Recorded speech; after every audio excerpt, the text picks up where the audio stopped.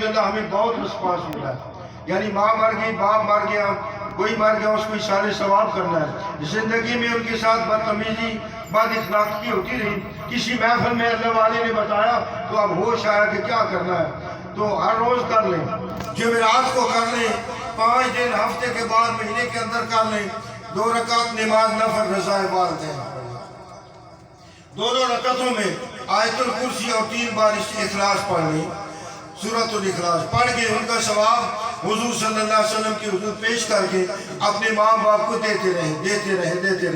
انشاءاللہ العزیز یہ ایک وقت آئے گا کہ آپ کے ماں باپ آپ کو خوش نظر آئیں گے اور آپ کا بھیجا ہوا تحفہ ان کو موصول ہوتا رہے گا.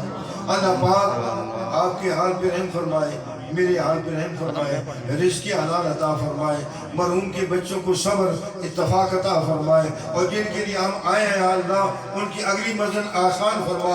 اے اللہ ہماری جان، مال، ایمان کی حفاظت فرما. یہ آپ نے میرے جملے سمجھے نہیں.